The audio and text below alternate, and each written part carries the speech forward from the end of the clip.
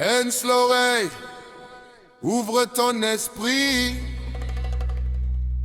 La vérité de l'esprit respire en toi.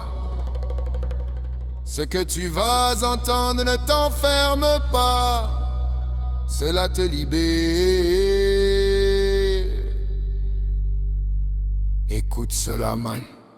Ce n'est pas le livre, c'est l'esprit qui voit.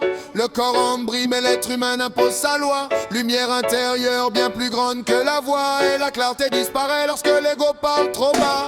Ce n'est pas le livre, c'est l'esprit qui voit. La lumière est en dehors du texte, pas dans les choix. Cherche la liberté, pas là il faut que tu sois. La vraie élévation ne vient jamais de la foi sans voix. Le texte et les mains qui le transforment. Je parle du Coran, du souffle ancien, d'une source profonde qui traverse les êtres humains. Mais le message s'est perdu dans les chemins, car chacun y dépose son ombre, son pouvoir, son destin. Les anciens lisaient avec une âme ouverte, les jeunes répètent comme une règle offerte. Ils ne comprennent pas l'arabe ancien, mais aussi bien du bien et du mal. Au nom d'un verset lointain, Mohamed a marché en homme, pas en idole. Il n'a jamais demandé que l'on sculpte son rôle. Il parlait de lumière, de droiture, de contrôle de soi. Mais aujourd'hui son nom est un mur que chacun brandit comme une loi. Idolâtrer un homme ne reconnaît personne. La lumière intérieure n'obéit à aucune personne. Ce n'est pas en répétant son nom à chaque seconde que ton esprit se réveille et que ta conscience abonde. Un texte sacré devient une arme lorsque l'être humain oublie l'âme. Ce n'est pas le livre, c'est l'esprit qui voit.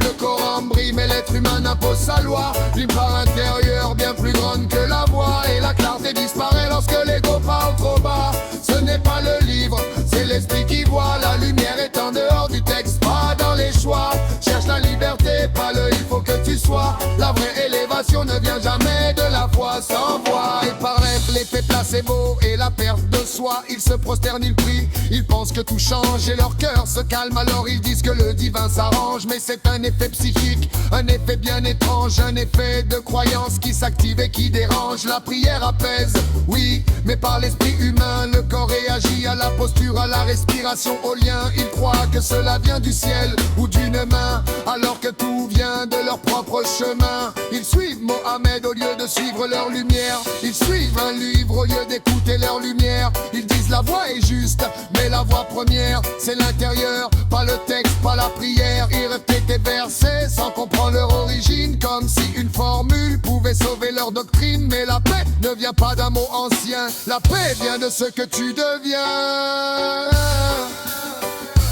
Ce n'est pas le livre, c'est l'esprit qui voit. Le corps brille mais l'être humain impose sa loi. Lumière intérieure bien plus grande que la voix. Et la clarté disparaît lorsque l'ego parle trop bas. Ce n'est pas le livre, c'est l'esprit qui voit. La lumière est en dehors du texte, pas dans les choix. Cherche la liberté, pas le il faut que tu sois. La vraie élévation ne vient jamais de la foi sans voix. Laissons enfer, paradis, diable, remettre tout à sa place. Le paradis et l'enfer ne sont pas des lieux. Ce sont des états intérieurs, des mouvements silencieux. Le paradis est en toi lorsque ton cœur devient bleu. L'enfer est en toi lorsque ton esprit devient creux.